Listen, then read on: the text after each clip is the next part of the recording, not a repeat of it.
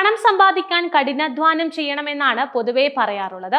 എന്നാൽ ഒന്നും ചെയ്യാതെ മാസം ലക്ഷങ്ങൾ സമ്പാദിക്കുന്ന ഒരാളെ കുറിച്ച് കേട്ടാൽ അത്ഭുതം തോന്നില്ലേ?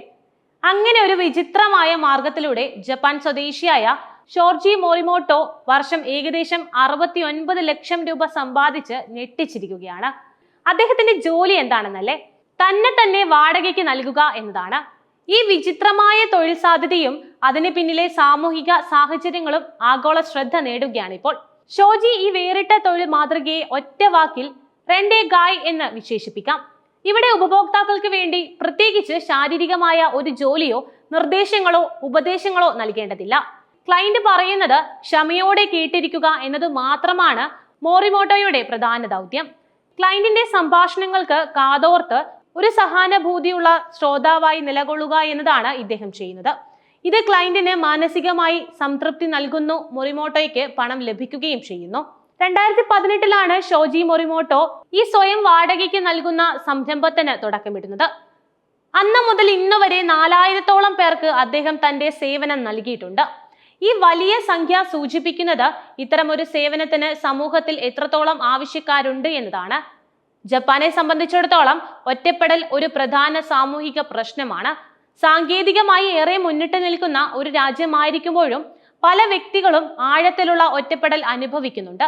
ഈ സാമൂഹിക സാഹചര്യമാണ് ഷോജി മോറിമോട്ടോയെ പോലുള്ളവർക്ക് ഒരു തൊഴിലവസരം സൃഷ്ടിച്ചത്. ജപ്പാനിൽ സുഹൃത്തുക്കളെയും കാമുകന്മാരെയും കാമുകിമാരെയും വാടകയ്ക്ക് കൊടുക്കുന്നത് ഒരു പുതിയ കാര്യമല്ല. ഇത്തരം സേവനങ്ങൾ ഒറ്റപ്പെടൽ അനുഭവിക്കുന്നവർക്ക് ഒരു പരിധിവരെ ആശ്വാസം നൽകുന്നുണ്ട്. അവിടെ വാടകയ്ക്ക് ലഭിക്കുന്ന ഈ സഹായികൾ ഉപദേശങ്ങളോ അഭിപ്രായങ്ങളോ നൽകാത്തത് ക്ലയന്റുകൾക്ക് കൂടുതൽ സ്വീകാര്യമാണ്. കാരണം ഉപദേശം നൽകുന്ന ഒരാൾ പലപ്പോഴും തന്റെ അഭിപ്രായങ്ങൾ അടിച്ചേൽപ്പിക്കാനോ ഒരുതരം വിധികർത്താവിന്റെ റോളിൽ പെരുമാറാനോ സാധ്യതയുണ്ട്. എന്നാൽ കേവലം ഒരു ശ്രോതാവായിരിക്കുന്ന ഒരാൾക്ക് മുന്നിൽ ആർക്കും തങ്ങളുടെ ഉള്ളിലുള്ളതെല്ലാം തുറന്നു പറയാൻ സാധിക്കും. വിധിഭയമില്ലാതെയും തങ്ങളെ ആരും വിധിക്കില്ലെന്ന ഉറപ്പിലും ആളുകൾക്ക് തങ്ങളുടെ ദുഃഖങ്ങളും സന്തോഷങ്ങളും ആശങ്കകളും പങ്കുവയ്ക്കാൻ ഇത്തരം സേവനങ്ങൾ അവസരം നൽകുന്നു. ഇത് മാനസിക സമ്മർദ്ദം കുറയ്ക്കുന്നതിനും ആശ്വാസം കണ്ടെത്തുന്നതിനും സഹായിക്കുന്നുണ്ട്. മോറിമോട്ടോയുടെ ജോലി രീതിയും വരുമാനവും നോക്കാം. ഷോജിയുടെ പ്രധാന ജോലി ശൈലി വീഡിയോ കോളിനിടെയോ നേരിട്ടുള്ള കൂടിക്കാഴ്ചകളിലോ നിശബ്ദമായി ഇരിക്കുക, എതിർവശത്തുള്ളയാൾക്ക് പറയാനുള്ളത് ക്ഷമയോടെ കേൾക്കുക എന്നിവയാണ്. ഇതൊരു തരം പോസിറ്റീവ് ലിസണിംഗ് ആണ്. തനിക്ക് ലഭിക്കുന്ന വരുമാനത്തെക്കുറിച്ചും അദ്ദേഹം തുറന്നു പറയുന്നുണ്ട്. തുടക്കത്തിൽ ഒരു 23 മണിക്കൂർ സെഷന് 10,000 രൂപ മുതൽ 30,000 yen വരെ ആയിരുന്നു മോറിമോട്ടോ ഈടാക്കിയിരുന്നത്.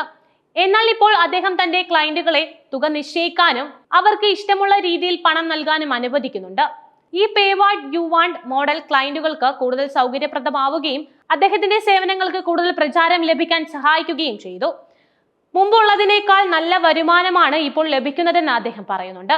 ഈ മാറ്റം അദ്ദേഹത്തിന്റെ ബിസിനസ് തന്ത്രത്തിലെ ഒരു പ്രധാന നീക്കമാണ്. ക്ലയന്റുകൾക്ക് സ്വന്തം സാമ്പത്തിക സ്ഥിതി അനുസരിച്ച് തുക നിശ്ചയിക്കാൻ കഴിയുന്നത് കൂടുതൽ പേരെ അദ്ദേഹത്തിന്റെ സേവനം തേടാൻ പ്രേരിപ്പിക്കുന്നു.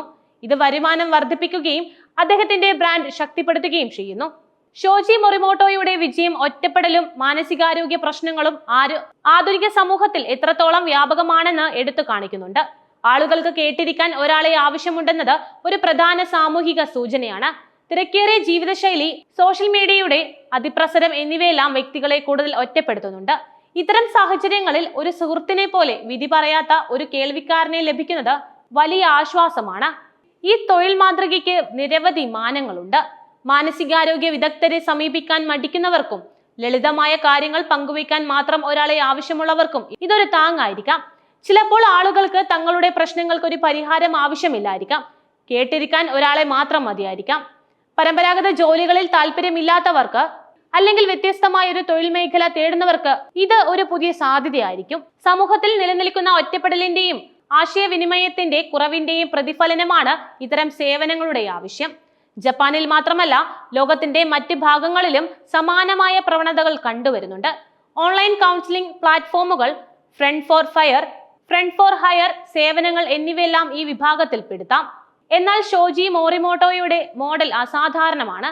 കാരണം അദ്ദേഹം ഒരു ജോലിയും ചെയ്യുന്നില്ല എന്നതിലാണ് അതിന്റെ പ്രത്യേകത. ഭാവിയിൽ ഇത്തരം സേവനങ്ങൾക്ക് കൂടുതൽ പ്രാധാന്യം ലഭിക്കാൻ സാധ്യതയുണ്ട്. സാങ്കേതിക വിദ്യയുടെ വളർച്ചയും ആളുകൾക്കിടയിലെ അകൽച്ചയും വർദ്ധിക്കുമ്പോൾ മാനുഷിക ബന്ധങ്ങൾക്കും കേൾക്കാനും പങ്കുവയ്ക്കാനുമുള്ള അവസരങ്ങൾക്കും ഡിമാൻഡ് ഏറും. ഷോജി മോറിമോട്ടോയുടെ വിജയം പരമ്പരാഗത തൊഴിൽ സങ്കല്പങ്ങളെ വെല്ലുവിളിക്കുകയും ഒരു വ്യക്തിയുടെ സമയം, ക്ഷമ, ശ്രദ്ധ എന്നിവയ്ക്ക് പോലും വലിയ മൂല്യമുണ്ടെന്ന് തെളിയിക്കുകയും ചെയ്യുന്നു. ഇത് കേവലം ഒരു സാമ്പത്തിക വിജയകഥ മാത്രമല്ല, ആധുനിക സമൂഹത്തിൽ ഒറ്റപ്പെടുന്ന മനുഷ്യബന്ധങ്ങളെയും വ്യക്തിഗത ആശയങ്ങളെയും കുറിച്ചുള്ള ഒരു പഠനം കൂടിയാണ്. സാങ്കേതിക വിദ്യ നമ്മെ അടുപ്പിക്കുന്നതിനോടൊപ്പം അകറ്റുകയും ചെയ്യുന്നുണ്ടോ എന്ന് ചിന്തിക്കാൻ ഈ സംഭവം പ്രേരിപ്പിക്കും.